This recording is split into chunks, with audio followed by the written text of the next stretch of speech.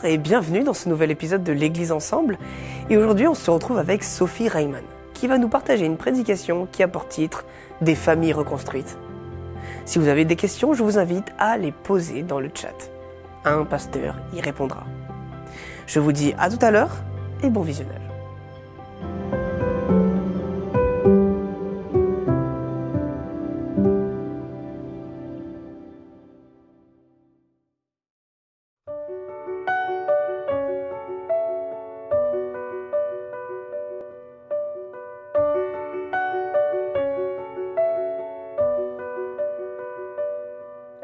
Cherchez d'abord le royaume de Dieu et sa justice,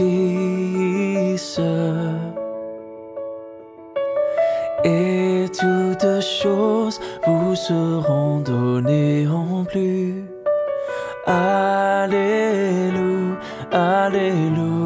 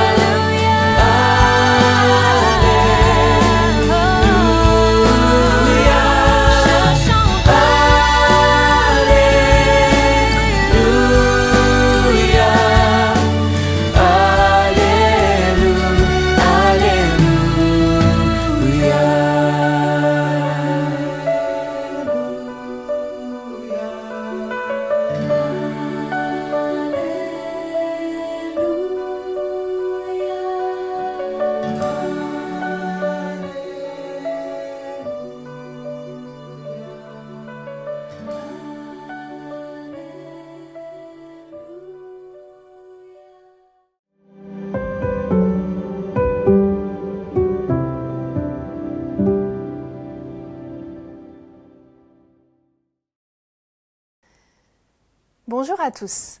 Toute cette semaine, nous avons tenté de comprendre les familles différentes qui nous entourent et de réfléchir aux moyens de soutenir ceux qui traversent des difficultés familiales. Je me souviens le jour où nous avons décidé de fonder une famille.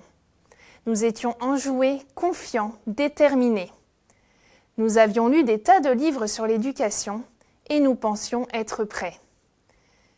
Nous avions imaginé que notre foyer et nos enfants seraient solidement protégés et entourés par une muraille infaillible.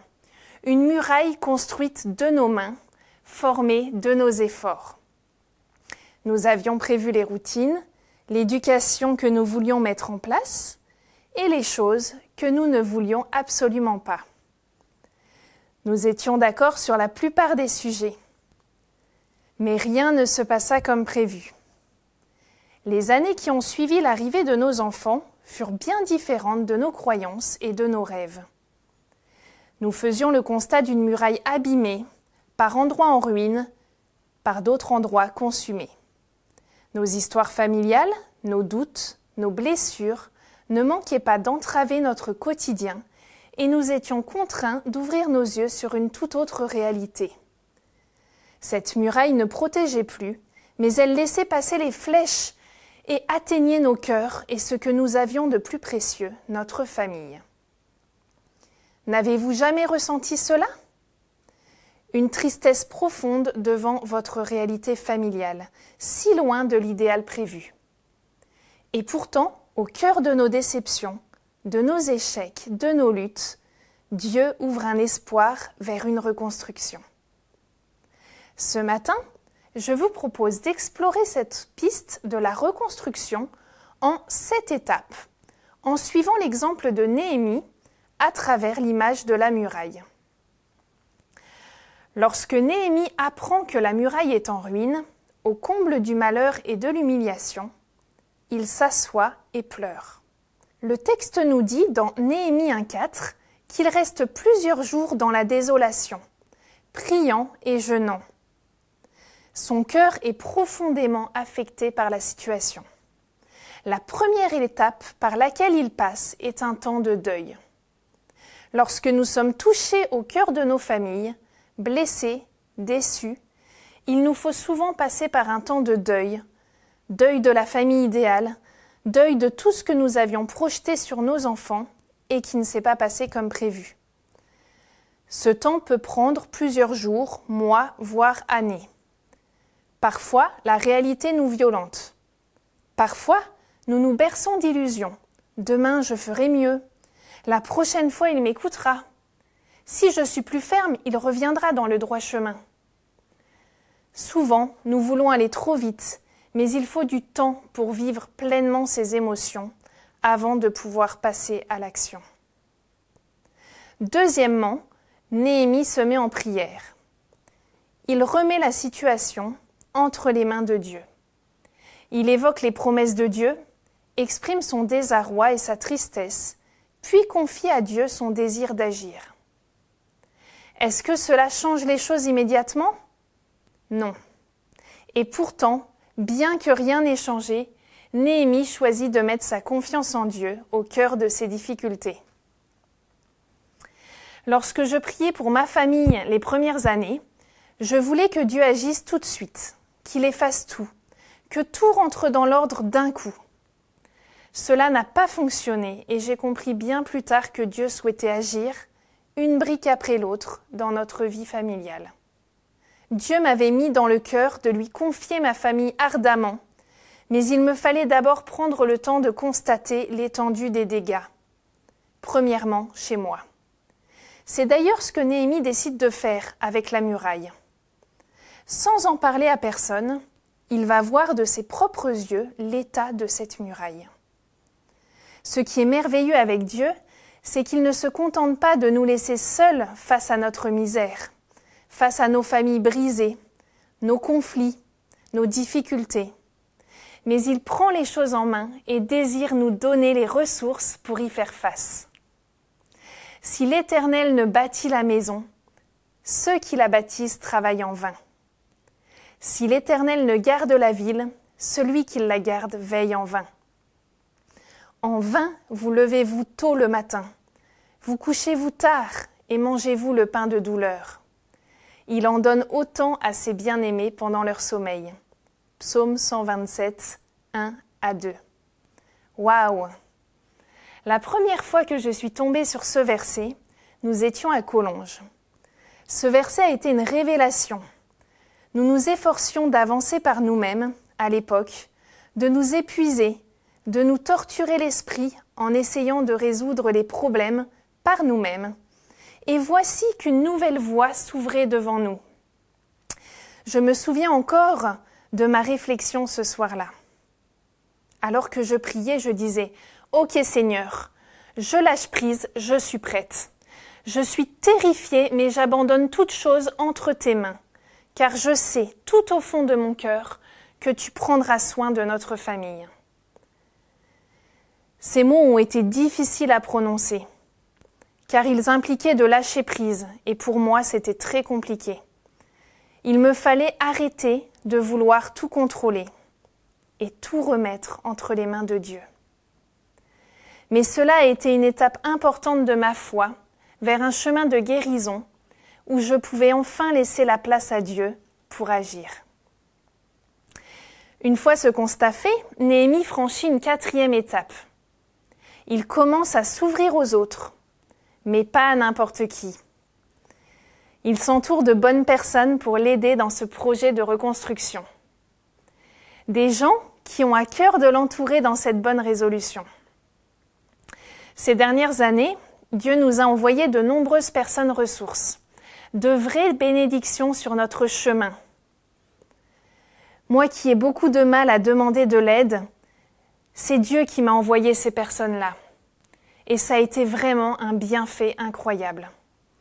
Il y a quelques semaines, j'ai eu l'occasion de revoir une de ces personnes ressources, qui a été une réelle écoute, qui a fait preuve de compassion, d'entraide lorsque nous traversions des difficultés familiales il y a quelques années. Elle m'a dit ces mots: « Tu sais, je ne vous oublie pas. Je n'ai jamais cessé de prier pour votre famille et je continue de persévérer dans la prière pour vous. » Dans Proverbes 17 et 17, il est dit « L'ami aime en tout temps et dans le malheur, il se montre un frère. » Cela m'a beaucoup émue, car comme je l'ai dit tout à l'heure, je m'ouvre difficilement. Mais Dieu m'a offert la chance de rencontrer des êtres merveilleux placés sur mon chemin afin de tenir bon, un peu plus, de m'accrocher à cet espoir de reconstruction. Mais ce chemin n'est pas facile, car des obstacles se dressent. Plusieurs personnes essayent de décourager Néhémie et ses amis, de se moquer de lui, de le mépriser et d'anéantir tout espoir. Vont-ils achever ? Redonneront-ils vie à des pierres ensevelies sous des monceaux de poussière et consumées par le feu ? Qu'ils bâtissent seulement. Si un renard s'élance, il renversera leurs murailles de pierre. Parfois, personne ne croit en nous ni en notre famille.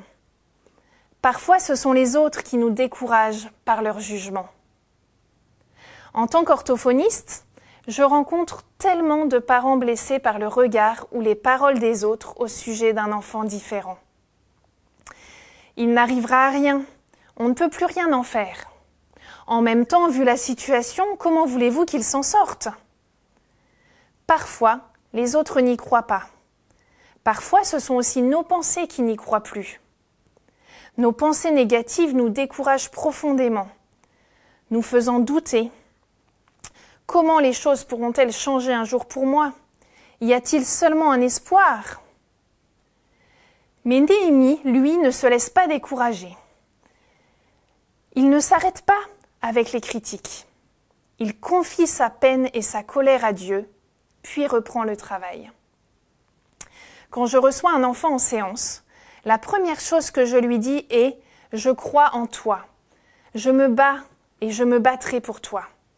Je me bats pour chaque famille. Je refuse d'abandonner. J'y crois vraiment. Et Dieu croit aussi en cet enfant différent, en cette famille imparfaite. Dieu a un espoir pour ta famille. Ne laisse personne te faire croire que la situation est fichue. Si tu as grandi sans père, Dieu désire t'accompagner en tant que père. Si tu as connu de la violence, Dieu désire te libérer et te conduire vers un chemin nouveau. Ne vous souvenez pas des choses précédentes et ne considérez pas les choses anciennes. Voici, dit Dieu, je vais faire une chose nouvelle sur le point d'arriver. Ne la connaîtrez-vous pas ? Oui, je mettrai un chemin dans le désert. Je mettrai des rivières dans le lieu désolé. Ésaïe 43, 18. Si ta famille a été brisée, Dieu désire te reconstruire et t'offrir un espoir. Ainsi parle l'Éternel. Placez-vous sur les chemins et regardez. Demandez quels sont les anciens sentiers, quelle est la bonne voie, et marchez-y. Vous trouverez le repos pour vos âmes. Jérémie 6, 16. Parfois, il faut revenir en arrière, regarder, analyser, demander à l'Esprit de Dieu de nous conduire. Et Dieu agit, Dieu nous révèle les choses et nous montre une nouvelle voie. La 6e étape est la persévérance. Il est si difficile de persévérer lorsqu'on se met en marche, lorsqu'on tente de prendre une nouvelle voie et que l'on trébuche à nouveau. Chaque fois que j'échoue, je pense à Néhémie. À de nombreuses reprises, il a été attaqué, secoué, malmené dans son entreprise. Et pourtant, à chaque fois, il a choisi de persévérer, de continuer d'y croire et d'encourager les autres. Ne craignez pas, souvenez-vous du Seigneur grand et redoutable, et combattez pour vos frères, pour vos fils et vos filles, pour vos femmes et vos maisons. Néhémie 4, 14. Combien de fois je m'écrie « Seigneur, je suis fatigué, la tâche est considérable, mais je ne peux pas renoncer à toi. Je veux te faire confiance malgré tout. Viens au secours de mon manque de foi. » Persévérer est sans doute l'étape la plus difficile, car nous avons des hauts, des bas. Le quotidien est parfois si compliqué que l'on est tenté d'abandonner. Et pourtant, un jour, après les moments de découragement, les doutes, les rechutes, arrive le temps des victoires. Alors certes, peut-être une toute petite victoire, un minuscule espoir, mais il est là. Néhémie persévère jusqu'au jour où enfin la muraille est complètement restaurée. Une fois le travail achevé, il rassemble tout le peuple pour un temps de reconnaissance envers Dieu, de joie et de célébration. Contrairement à Néhémie, je ne sais pas si ma famille sera pleinement reconstruite de mon vivant. Mais je veux célébrer chaque petite victoire, chaque petite pierre élevée. Pour cette dernière étape, prenons un temps de reconnaissance et de célébration pour tout ce qui a pu être mis en place dans vos vies jusqu'à maintenant. Je vous invite à célébrer, à vous réjouir de toutes les petites réussites, toutes les petites difficultés surmontées, tous les actes de persévérance et pour toutes les personnes bienveillantes qui ont pu un jour ou l'autre vous soutenir au cours de votre vie. Oui, Dieu désire restaurer pleinement vos familles, quelle que soit votre histoire, votre parcours ou vos difficultés. Il vous laisse cette promesse. Jusqu'à votre vieillesse, je serai le même. Jusqu'à votre vieillesse, je vous soutiendrai. Je l'ai fait et je veux encore vous porter, vous soutenir et vous sauver. Ésaïe 46, 4.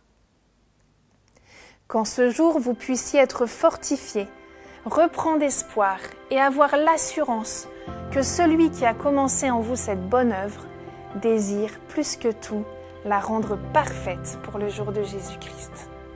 Amen.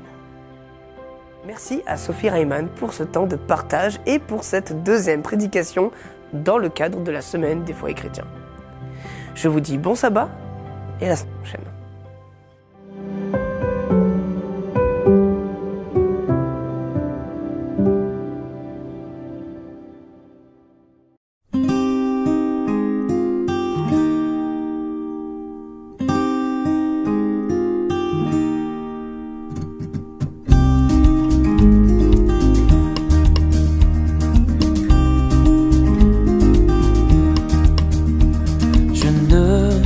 Pourquoi dans sa grâce Jésus m'a tant aimé?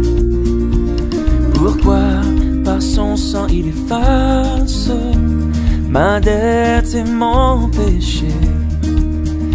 Mais je sais qu'en lui j'ai la vie, il m'a sauvé dans son amour et gardé par sa main meurtrie. J'attends l'heure de son retour. Oh, oh, oh, yeah.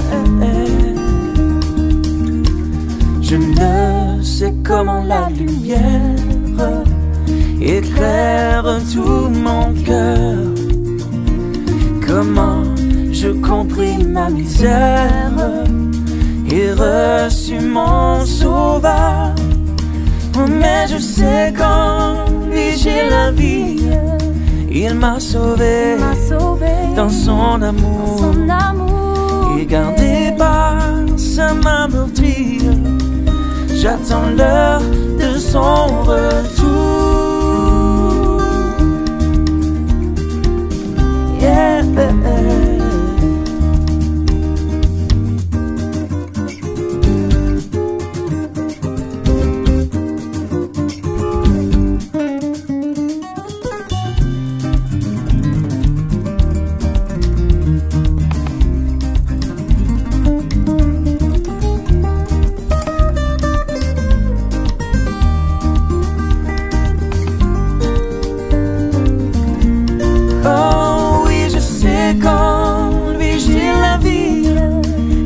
Sauvé dans son amour, et gardé par sa main meurtrie. J'attends l'heure de son retour. Oh oui, je sais qu'en lui j'ai la vie. Il m'a sauvé dans son amour, et gardé par sa main meurtrie. J'attends l'heure de son retour.